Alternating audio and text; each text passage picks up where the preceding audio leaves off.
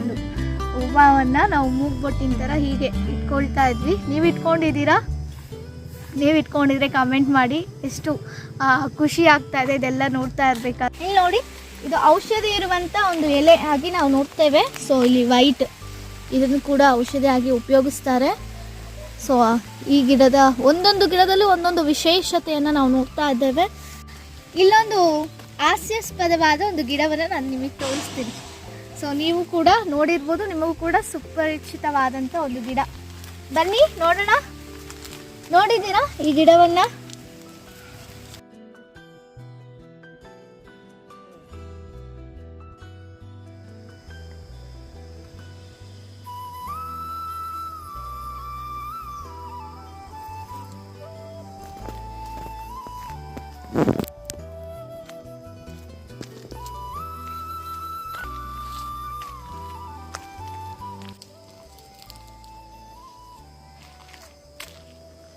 Hi friends, praise Lord. ನೋಡ್ತಾ ಇದ್ದೀರಲ್ಲ? So ನೋಡಿ ಬನ್ನಿ.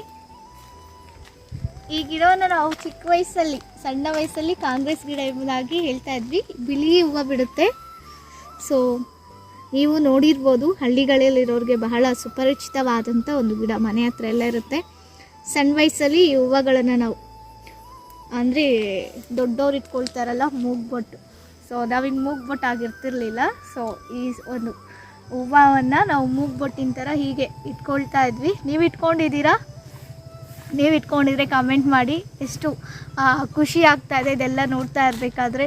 ಸೊ ದೇವರು ಎಷ್ಟು ಅದ್ಭುತವಾಗಿ ಸೊ ಒಂದು ಕಲರ್ಫುಲ್ ಆದಂಥ ಸೊ ಎಲ್ಲ ಗಿಡಗಳನ್ನಾಗಿರ್ಬೋದು, ಹೂಗಳನ್ನು ಆಗಿರ್ಬೋದು ಸೃಷ್ಟಿಸಿದ್ದಾರೆ. ಇಲ್ಲಿ ವೈಟನ್ನು ನೋಡಿದ್ವಿ. ಇನ್ನು ಸ್ವಲ್ಪ ಹತ್ರ ಬಂದರೆ ನೋಡ್ತಾ ಇದ್ದೀರಲ್ಲ, so red and purple colour so ಹೂವನ್ನು ನೋಡ್ತಾ ಇದ್ದೀವಿ. ಇಲ್ಲಿ ಅರಳಿರುವಂಥ ಹೂವು ಇದೆ, ನೋಡ್ಬೋದು ನೋಡಿ. ಸೊ ಆರೆಂಜ್ ಇದೆ, ಯೆಲ್ಲೋ ಇದೆ, ಪರ್ಪಲ್ ಇದೆ, ರೆಡ್ ಇದೆ. ಸೊ ಈ ಒಂದು ಗಿಡದ ವಿಶೇಷತೆ ಏನು ಗೊತ್ತಾ? ಸೊ ಈ ಗಿಡದಲ್ಲಿ ಒಂದು ಹಣ್ಣು ಬಿಡುತ್ತೆ. ಇದು ಕಾಯಿ ಆಗಿದೆ, ಬಟ್ ಇದು ಕಪ್ಪಗಾದ್ಮೇಲೆ ನಾವು ಇದು ಕೂಡ ತಿಂತಾ ಇದ್ವಿ. ಇದು ಕೂಡ ಬಿಡ್ತಾ ಇರಲಿಲ್ಲ ಶಾಲೆಗೆ ಹೋಗುವಂಥ ಸಮಯದಲ್ಲಿ. ಸೊ ಈ ಹಣ್ಣನ್ನು ಕಿತ್ಕೊಳ್ತೀನಿ. ನೀವು ತಿಂದಿದ್ದೀರಾ? ತಿನ್ನೋದಾದರೆ ಕಮೆಂಟ್ನಲ್ಲಿ ತಿಳಿಸ್ಕೊಡಿ. ಇಲ್ಲಿ ನೋಡಿ, ಇದು ಔಷಧಿ ಇರುವಂಥ ಒಂದು ಎಲೆ ಆಗಿ ನಾವು ನೋಡ್ತೇವೆ. ಸೊ ಇಲ್ಲಿ ವೈಟ್, ಇದನ್ನು ಕೂಡ ಔಷಧಿ ಆಗಿ ಉಪಯೋಗಿಸ್ತಾರೆ. ಸೊ ಈ ಗಿಡದ ಒಂದೊಂದು ಗಿಡದಲ್ಲೂ ಒಂದೊಂದು ವಿಶೇಷತೆಯನ್ನು ನಾವು ನೋಡ್ತಾ ಇದ್ದೇವೆ. ಸೊ ಅದೇ ರೀತಿ ನಾವು ನೋಡುವಾಗ ಎಲೆಗಳು ಡಿಫ್ರೆಂಟ್ ಆದ ಎಲೆಗಳನ್ನು ನೋಡ್ತಾ ಇದ್ದೇವೆ. ಇದು ಕೂಡ ಔಷಧಿಗೆ ಉಪಯೋಗಿಸ್ತಾರೆ. ಸೊ ಈ ಒಂದು ಎಲೆಗಳು ನೋಡಿ ಎಷ್ಟು ಅದ್ಭುತವಾಗಿದೆ ಅಲ್ವಾ? ಸೊ ಅದೇ ರೀತಿಯಾಗಿ ಸೊ ಇಲ್ಲೊಂದು ಹಾಸ್ಯಾಸ್ಪದವಾದ ಒಂದು ಗಿಡವನ್ನು ನಾನು ನಿಮಗೆ ತೋರಿಸ್ತೀನಿ. ಸೊ ನೀವು ಕೂಡ ನೋಡಿರ್ಬೋದು, ನಿಮಗೂ ಕೂಡ ಸುಪರಿಚಿತವಾದಂಥ ಒಂದು ಗಿಡ.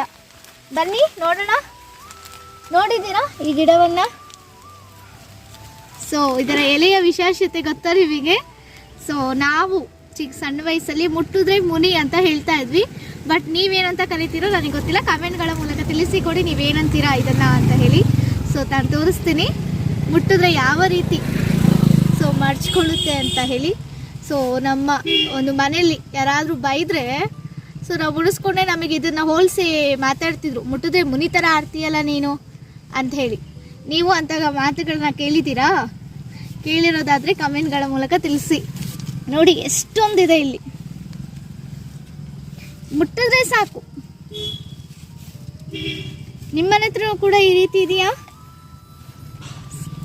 ಅಥವಾ ಇನ್ನೂ ಯಾರಿಗೆ ಅನುಭವ ಆಗಿಲ್ವೋ, ಇದು ಹೊಸದು ಅನ್ನೋ ಅನ್ನಿಸ್ತಾ ಇದೆಯೋ, ನಿಮ್ಮ ಮನೆ ಹತ್ರ ಇದ್ದರೆ ನೀವು ಇದನ್ನು ಮುಟ್ಟಿ ಹೀಗೆ ನೋಡ್ಬೋದು. ಮುಟ್ಟಿದ್ರೆ ಮುನಿ ನಾವು ಹೀಗೆ ಕರಿತೀವಿ, ಬಟ್ ನೀವು ಯಾವ ಹೆಸರಲ್ಲಿ ಕರಿತೀರೋ ಗೊತ್ತಿಲ್ಲ. ಸೊ ಕಮೆಂಟ್ನಲ್ಲಿ ತಿಳಿಸ್ಕೊಡಿ. ಹಾಗೆ ಬನ್ನಿ, ಇಲ್ಲಿ ನೋಡೋದಾದರೆ ಪರ್ಪಲ್ ಕಲರ್, ಆಗಲೇ ವೈಟಲ್ಲಿ ನೋಡಿದ್ವಿ, ಸೇಮ್ ಗಿಡ. ಸೊ ಆದರೆ ಪರ್ಪಲ್ ಕಲರ್ ಹೂವನ್ನು ನಾವು ನೋಡ್ತಾ ಇದ್ದೇವೆ. ಸೊ ಇದೆಲ್ಲ ಔಷಧಿಗೆ ಉಪಯೋಗಿಸ್ತಾರೆ. ಬಹಳಷ್ಟು ಹೂವುಗಳಿದೆ, ಬಹಳಷ್ಟು ಮರಗಳನ್ನ, ಗಿಡಗಳನ್ನ ನಾವು ನೋಡ್ಬೋದು. ಹಚ್ಚ ಹಸಿರಾಗಿರುವಂಥ ಒಂದು ಮರ ಗಿಡಗಳನ್ನು ನಾವು ನೋಡ್ಬೋದು. ಸೊ ದೇವರು ಎಷ್ಟು ಅದ್ಭುತವಾಗಿ ಈ ಒಂದು ಮರ ಗಿಡಗಳನ್ನ ಡಿಫ್ರೆಂಟಾಗಿ, ಡಿಫ್ರೆಂಟ್ ಕಲರ್ ಹೂವು, ಡಿಫ್ರೆಂಟ್ ಕಲರ್ ಎಲೆಗಳು, ಸೊ ಎಷ್ಟು ಅದ್ಭುತವಾಗಿ ದೇವರು ಸೃಷ್ಟಿಸಿದ್ದಾರೆ. ಇದನ್ನೆಲ್ಲ ನಾವು ನೋಡುವಾಗ ಒಂದು ವಾಕ್ಯ ನನಗೆ ನೆನಪಾಗ್ತಾ ಇದೆ. ಸೊ ಜ್ಞಾನಿ ಎಂಬುದಾಗಿ ಅನ್ನಿಸಿಕೊಂಡಂಥ ಸೊಲೊಮೋನನು, ಹೌದಾ, ಅಂಥ ಜ್ಞಾನಿನು ಹುಟ್ಟೋದೇ ಇಲ್ಲ, ಮುಂದೆಯೂ ಇರೋದಿಲ್ಲ, ಹಿಂದೆಯೂ ಕೂಡ ಇರಲಿಲ್ಲ ಎಂಬುದಾಗಿ ದೇವರು ಹೇಳ್ತಾ ಇದ್ದಾರೆ.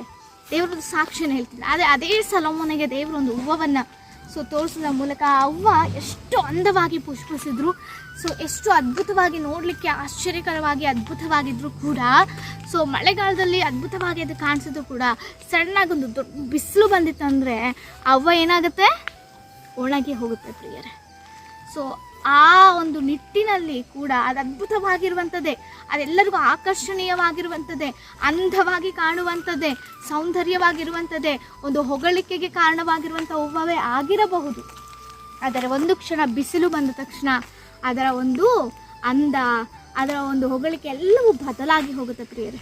ನಮ್ಮಲ್ಲೂ ಕೂಡ ದೇವರು ಉನ್ನತವಾಗಿ ನಮ್ಮನ್ನು ನಡೆಸ್ತಾ ಇರ್ಬೋದು, ಟ್ಯಾಲೆಂಟ್ಸ್ಗಳನ್ನು ಕೊಟ್ಟಿರ್ಬೋದು, ಕೃಪಾವರಗಳಿಂದ ನಮ್ಮನ್ನು ತುಂಬಿಸ್ತಾ ಇರ್ಬೋದು.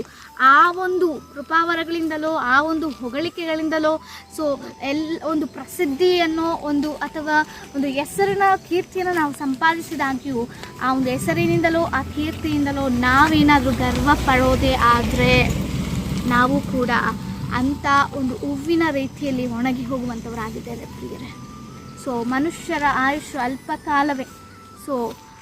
ಚಿಗುರಿ ಒಣಗಿ ಹೋಗುವಂಥ ರೀತಿಯಲ್ಲಿ ನಮ್ಮ ಮನುಷ್ಯರ ಜೀವಿತಗಳು.